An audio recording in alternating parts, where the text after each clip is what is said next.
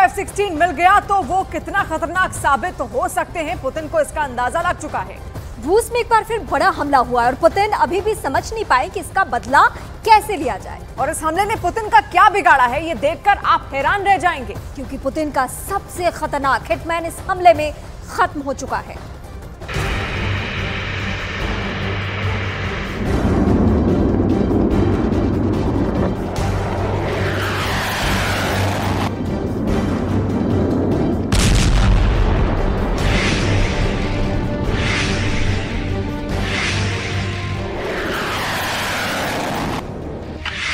चौबीस घंटे से ज्यादा हो चुके हैं।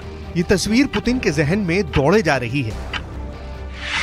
24 घंटे से ज्यादा हो चुके हैं। इस तस्वीर ने रूस की इज्जत को जैसे मिट्टी में मिला दिया है। 24 घंटे से ज्यादा हो चुके हैं। इस तस्वीर को देखकर पुतिन बार बार पूछ रहे हैं कि इसका जिम्मेदार कौन है और उसे सजा क्या दी जाए। इस तस्वीर को रूस ने दुनिया से छुपाने की बहुत कोशिश की, लेकिन अब जितने एंगल से तस्वीर वायरल की जा रही है उतनी ज्यादा रूस की फजीहत हो रही है।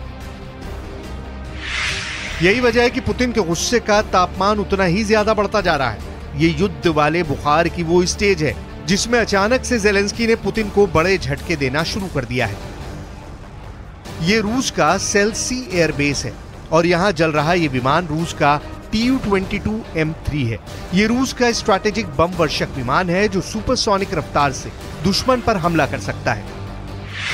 हम कह सकते हैं कि रूस का परमाणु हिटमैन मारा गया है। ड्रोन अटैक में पुतिन का Tu-22 पूरी तरह जल गया है। सवाल है कि क्या रूस में ही ज़ेलेंस्की का शूटर गैंग एक्टिव है या फिर यह हमला सीधे यूक्रेन से किया गया है। यूक्रेन ऐसे हमले करने में सक्षम है। आए दिन अब मॉस्को में ड्रोन से हमले हो रहे हैं। पुतिन कई ड्रोन को मारने में कामयाब हुए हैं तो ज़ेलेंस्की के कई ड्रोन ने अपने मिशन को पूरा किया है। इस युद्ध में काउंटर अटैक छेड़ चुके ज़ेलेंस्की का सबसे बड़ा मकसद युद्ध को रूस के अंदर ले जाना है और अब वो इस तरह के हमले करके पुतिन को बताना चाहते हैं कि जंग की आग यूक्रेन को ही नहीं रूस को भी पूरी तरह जला सकती है।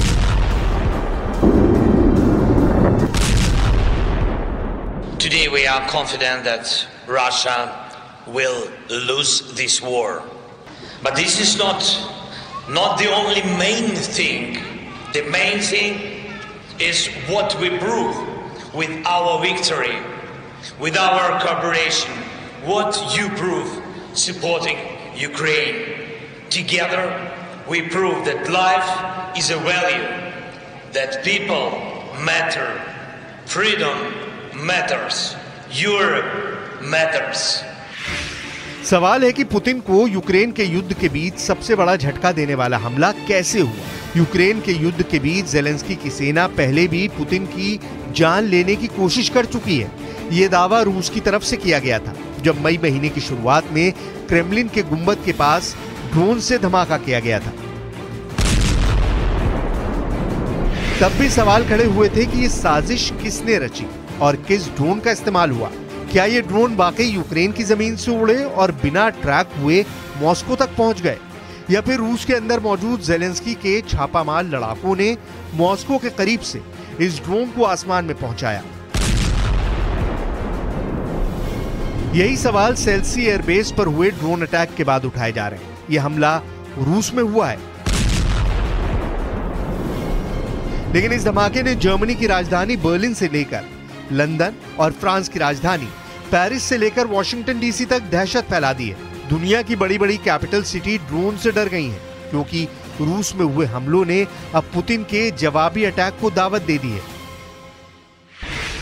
पुतिन पूछ रहे हैं कि ज़ेलेंस्की को हमले के लिए ड्रोन किसने दिया, किसने फंड दिया, किसने तकनीक बताई और किसने प्लान बनाकर हमले को अंजाम दिया। रूस को बहुत बड़ा नुकसान हुआ है, इसमें कोई शक नहीं।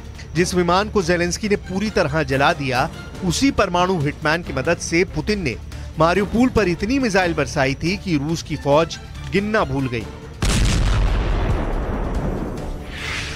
Tu-22 बम वर्षक विमान एक सुपरसोनिक बॉम्बर है। ये 22,000 किलो बम और मिसाइल लेकर उड़ सकता है। ये रूस की बहुत ही खतरनाक न्यूक्लियर फोर्स का हिस्सा है। Tu-22 इस वक्त नेटो के लिए भी बहुत बड़ा खतरा माना जाता है। इसे बहुत शॉर्ट नोटिस पर दुनिया में किसी भी जगह हमले के लिए डिप्लॉय किया जा सकता है। करीब 2300 किलोमीटर की अधिकतम रफ्तार के साथ ये करीब 7000 किलोमीटर की रेंज तक बिना रिफ्यूलिंग के हमला कर सकता है। यूक्रेन का युद्ध अब ऐसे दौर में दाखिल हो चुका है जहां पुतिन के एक नहीं बल्कि दर्जनों दुश्मन हैं और पुतिन को सब पर शक है। जिस सेल्सी एयरबेस पर यह हमला हुआ वहां से नेटो के सदस्य देश एस्टोनिया और लातविया ज्यादा करीब है। सेल्सी से एस्टोनिया की दूरी तो महज 150 किलोमीटर है, इसलिए शक उस पर भी उठता है। जबकि उत्तरी यूक्रेन का बॉर्डर यहां से 700 किलोमीटर है। ये दोनों जगह पुतिन के खिलाफ हमले में इस्तेमाल की जा सकती हैं। लेकिन जेलेंस्की के पास अब रूस के अंदर तक हमला करने की ताकत आ चुकी है और वो इसका प्रदर्शन पहले भी कर चुके हैं। अब सवाल है कि सेल्सी हमले में ड्रोन का इस्तेमाल कहां से किया गया। बहुत तहकीकात करके ऐसे 3 ड्रोन पर शक है जो जेलेंस्की की फौज ऑपरेट करती है और वो इतनी लंबी दूरी तक अटैक करने के लिए इस्तेमाल किए जा सकते हैं। पुतिन को इस बात का पूरा शक है कि ये जेलेंस्की का काम है। अब इसी लाइन पर रूस बदला भी लेना चाहता है। जेलेंस्की के तीनों ड्रोन के बारे में बहुत सी बारीक बातें हमें पता चली हैं, इनकी खासियत और इनकी कमियां। क्या ये ड्रोन वाकई सेल्सी एयरबेस या फिर मॉस्को ही नहीं बल्कि पूरे रूस के दूसरे सबसे सुरक्षित इलाके में भी घुसपैठ कर सकते हैं? और फिर क्या ऐसा धमाका अंजाम दिया जा सकता है? अब सवाल है कि ड्रोन को रूस के अंदर से ही उड़ाया गया। अगर हाँ, तो इसका मतलब है कि रूस के अंदर ही जेलेंस्की के छापामार लड़ाके एक्टिव हो चुके हैं और जेलेंस्की के शूटर गैंग इस वक्त रूस के अंदर रहकर भी पुतिन के सबसे अहम अड्डों को टारगेट कर रहे हैं। वैसे इससे पहले भी यूक्रेन के Ju-22 ड्रोन ने रूस के अंदर कई हमलों को अंजाम दिया है, चाहे पुतिन का तेल डिपो हो या फिर मिलिट्री ठिकाने। जेलेंस्की की फौज ने इस ड्रोन के जरिए रूस के अंदर हमले किए हैं। कई बार ये ड्रोन नाकाम रहा, कई बार इसे मार गिराया गया, तो कई बार ये क्रैश भी हुआ। इसलिए जेलेंस्की ऐसा हमला करने की ताकत रखते हैं।